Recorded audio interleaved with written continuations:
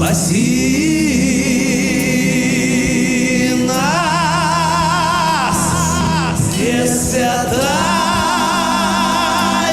Богородице, спаси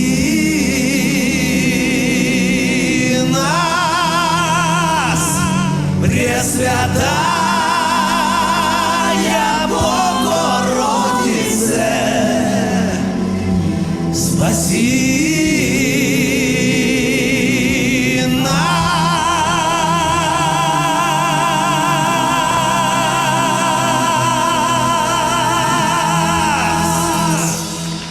Вечер добрый.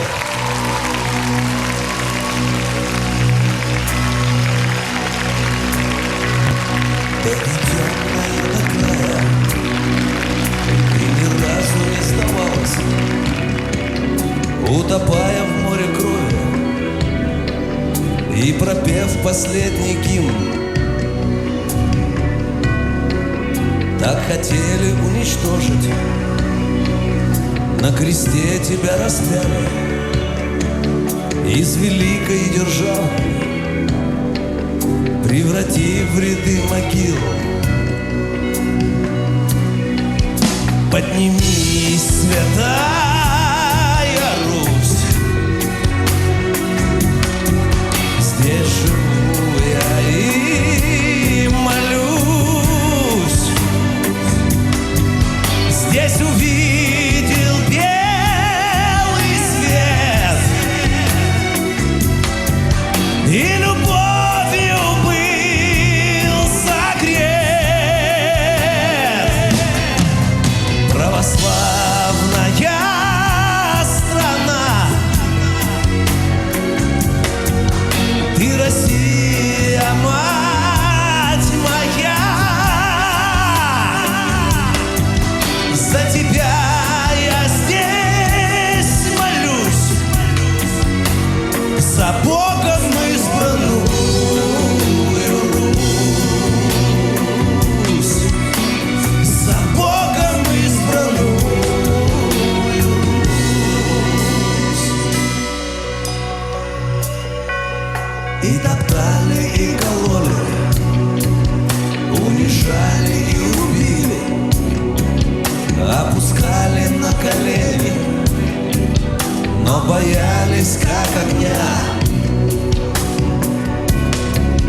Ты жива, пока ты с Богом, православная Россия над тобою раскрывает Матерь Божья покрова. Поднимись, святая Русь, здесь живу я и молюсь, здесь увидел белый свет и любовью был согрет. Православная страна, ты, Россия, мать моя, за тебя я здесь молюсь, за Богом избранную Русь, за Богом избранную Русь.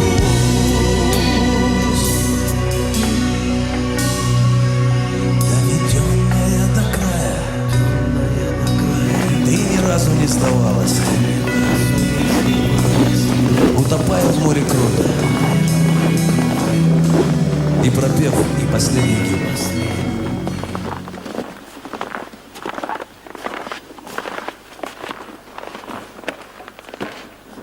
и прочее. Тогда человека Господь придает в неискусный ум, и человек начинает творить неподобное. Что мы говорим на правителя? По правителю, по народу и правителю.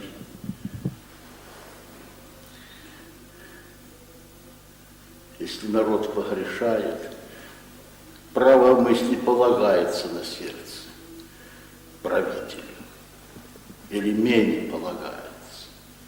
То, что мы видим в настоящее время, нестроение и всякого рода недовольство в народе. Потому что мы живем не по заповедям Божьим.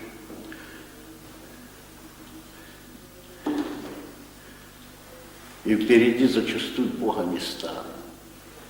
Знают одну жену, знают одного мужа, и не муж от жены, не жена от мужа.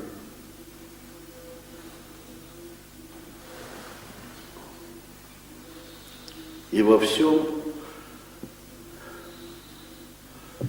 заповеди Божьи, евангельская проповедь, притчи Господа нашего Иисуса Христа, который говорил ученикам своим и народу. Пришло пьянство со временем, которого не печально глядеть на разложение молодежи, на то, что они воспитаны совсем в другом духе у нас сегодня. К чему Россия? Чего Россия никогда не видела, и мы не знали этого. То, что пришло. Можно петличку с микрофоном? Ну, это не надо. У нас есть ведь свое родное, кровное, русское, отечество, православное, веками испытанное и проверенное.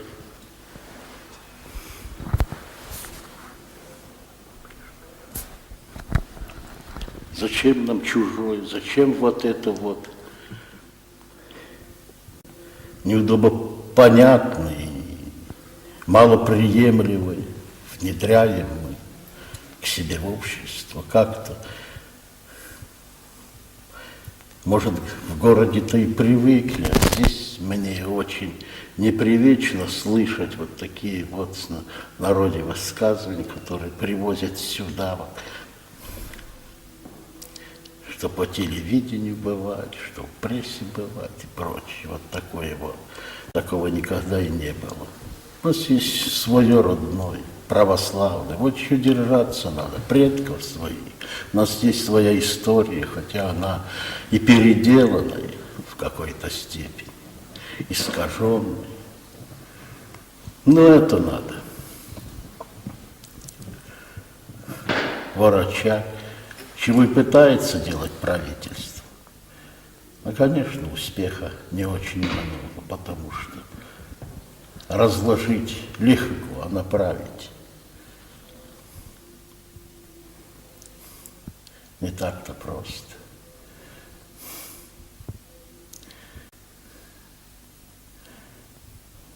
Само телевидение, оно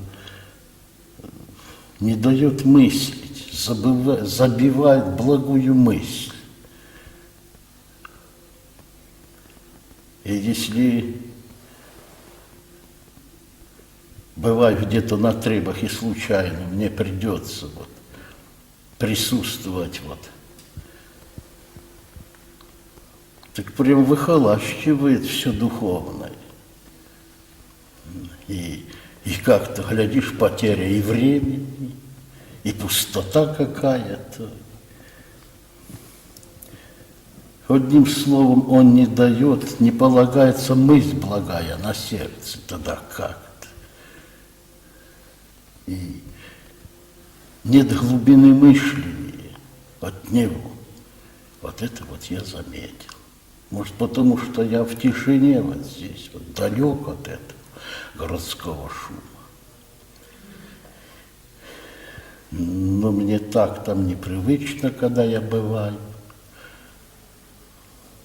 что просто не хочется задерживаться, и хочется в эту тишину и быть с Богом, и быть в духовном делании.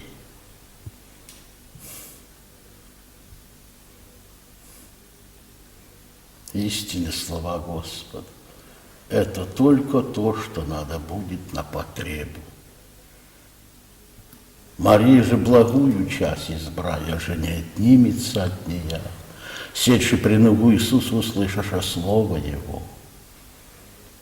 То, что на первом месте поставил Господь. Марфа же, молвши о множестве службы, ставшей речи, Господь, не ближайшая река, сестра моя, единуми остави служить, и цил бы ей да ми поможет. И в ответ эти слова сказал Господь ей, что она благую часть избрала, даже не отнимется от нея. И Евангелие призывает нас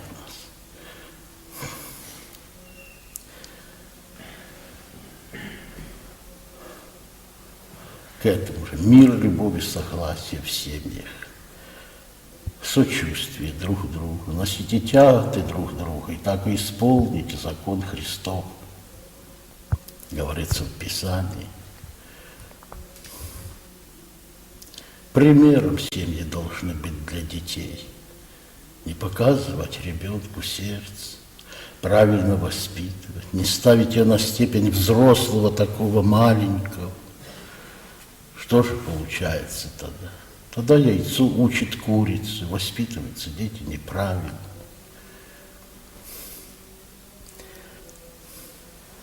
Самый лучший пример это для ребенка наглядность. Он впитывает это, как живут родители. Если они живут в Боге, если они труд прививают ребенку и учат его правильно, и воспитывают правильно, конечно, он крепнет в этом, навыкает. Каждодневная наглядность – это больше всего.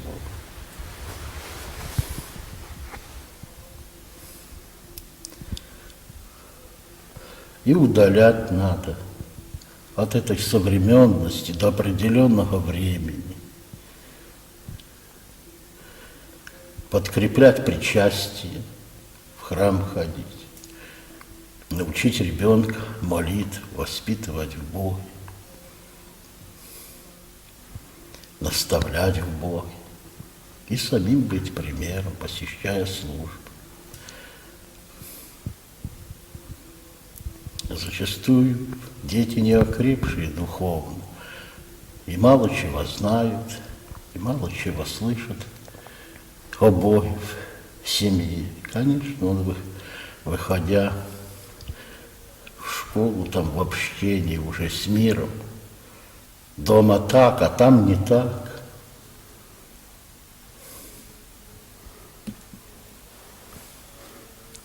Если мы будем строить все в Бога, если мы будем стремиться к исправлению, конечно, общество будет постепенно переменяться. Если же мы от Бога удалимся, тогда это место заполняет зло, демоническая сила. И человек способен уже не на добро.